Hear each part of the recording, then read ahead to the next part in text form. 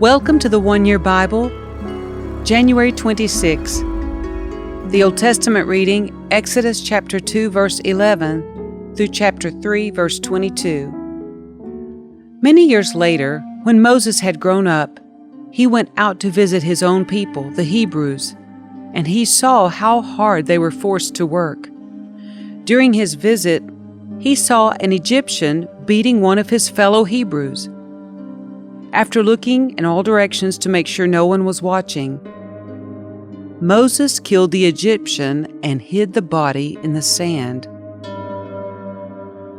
The next day when Moses went out to visit his people again, he saw two Hebrew men fighting. "Why are you beating up your friend?" Moses said to the one who had started the fight. The man replied, "Who appointed you to be our prince and judge? Are you going to kill me as you killed that Egyptian yesterday?" Then Moses was afraid, thinking, "Everyone knows what I did." And sure enough, Pharaoh heard what had happened, and he tried to kill Moses.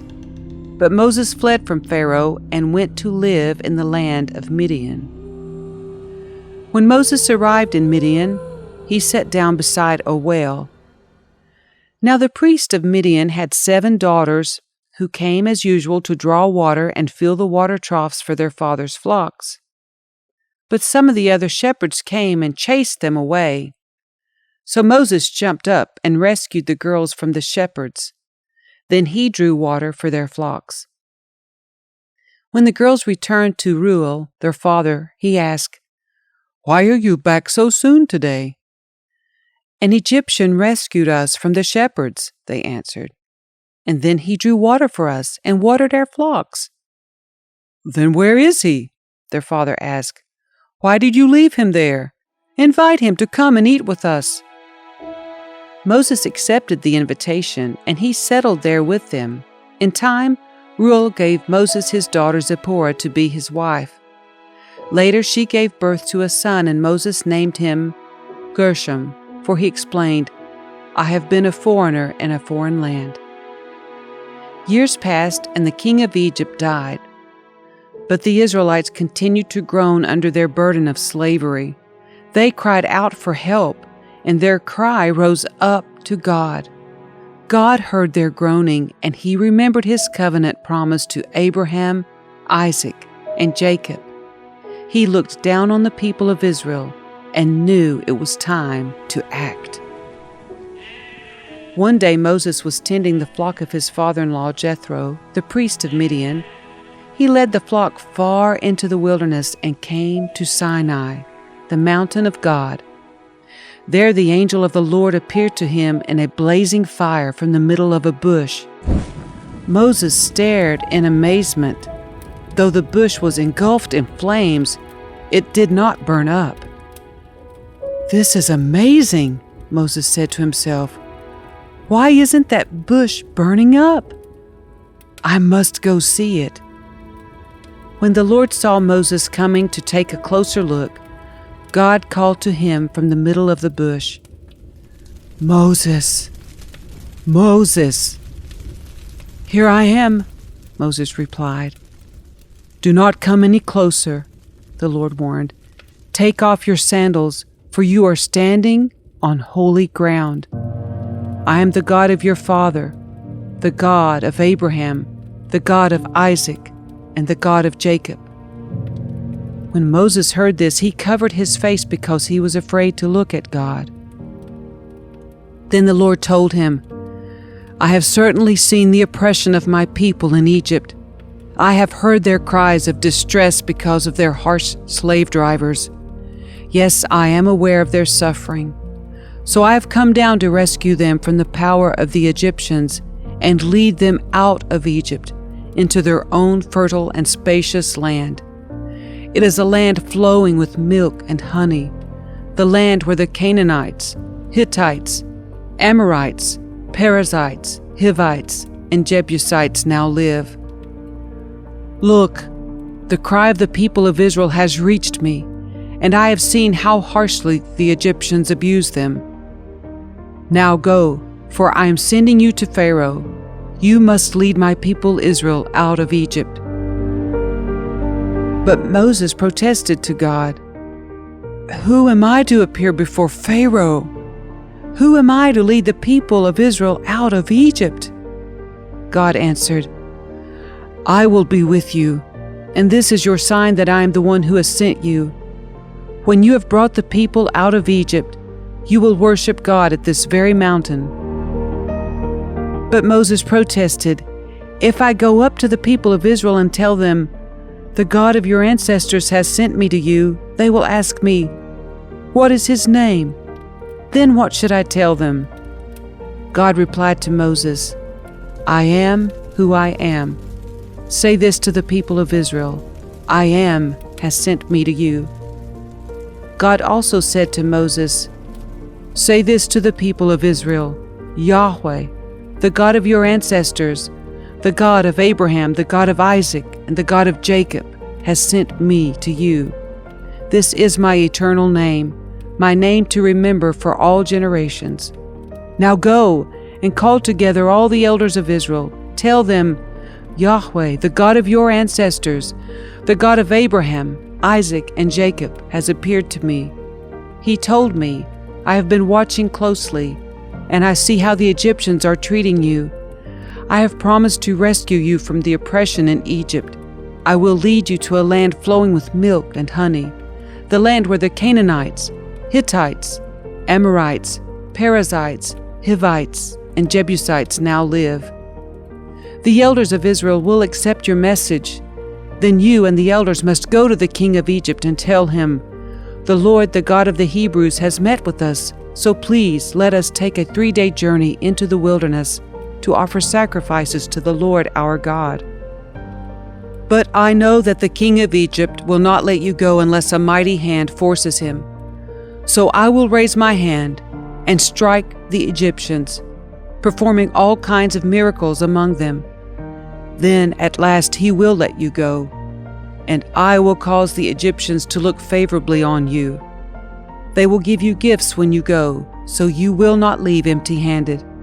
Every Israelite woman will ask for articles of silver and gold and fine clothing from her Egyptian neighbors and from the foreign women in their houses.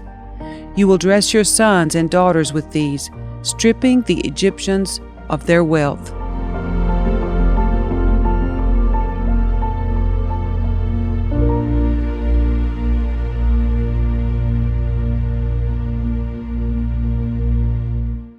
The New Testament reading, Matthew chapter 17, verse 10 through 27. Then his disciples asked him, "Why do the teachers of religious law insist that Elijah must return before the Messiah comes?" Jesus replied, "Elijah is indeed coming first to get everything ready. But I tell you, Elijah has already come, but he wasn't recognized, and they chose to abuse him. And in the same way they will also make the Son of Man suffer."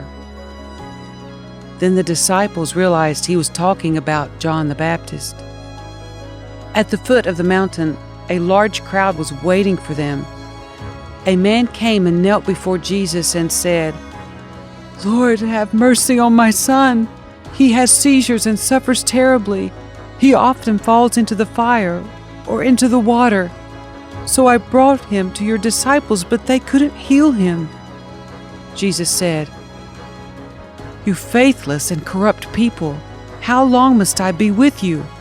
How long must I put up with you?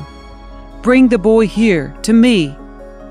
Then Jesus rebuked the demon in the boy, and it left him.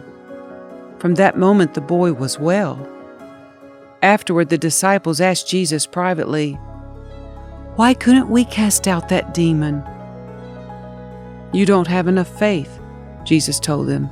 "I tell you the truth, if you had faith even as small as a mustard seed, you could say to this mountain, 'Move from here to there,' and it would move. Nothing would be impossible."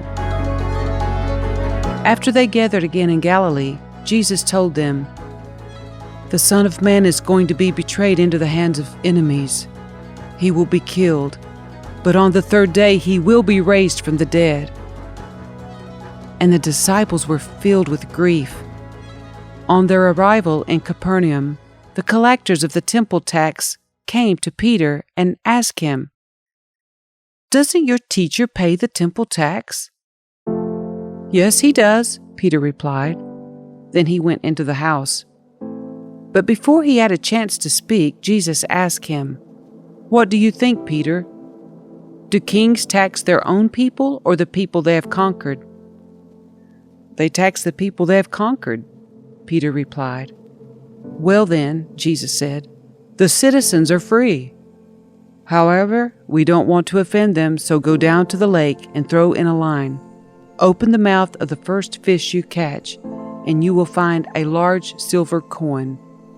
Take it and pay the tax for both of us."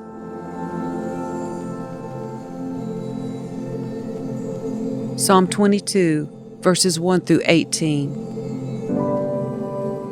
My God, why have you abandoned me? Why are you so far away when I groan for help? Every day I call to you, my God, but you do not answer. Every night I lift my voice, but I find no relief. Yet you are holy, enthroned on the praises of Israel. Our ancestors trusted in you, and you rescued them. They cried out to you and were saved. They trusted in you and were never disgraced. But I am a worm and not a man. I am scorned and despised by all. Everyone who sees me mocks me. They sneer and shake their heads, saying, "Is this the one who relies on the Lord? Then let the Lord save him. If the Lord loves him so much, let the Lord rescue him."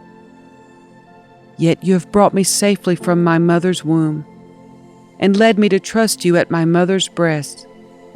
I was thrust into your arms at my birth. You have been my God from the moment I was born. Do not stay so far from me, for trouble is near, and no one else can help me. My enemies surround me like a herd of bulls.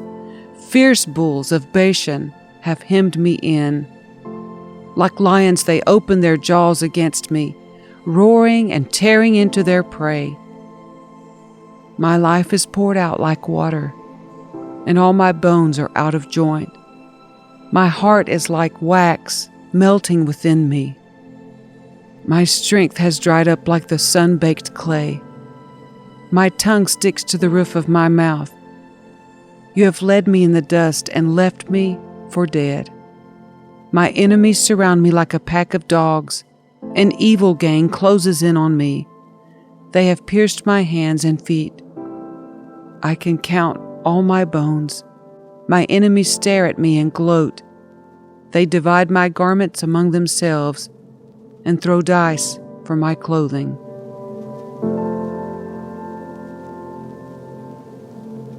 Proverbs 5, verses 7 through 14. So now, my sons, listen to me. Never stray from what I am about to say. Stay away from her. Don't go near the door of her house. If you do, you will lose your honor, and you will lose to merciless people all you have achieved. Strangers will consume your wealth, and someone else will enjoy the fruit of your labor. In the end, you will groan in anguish when disease consumes your body. You will say, "How I hated discipline!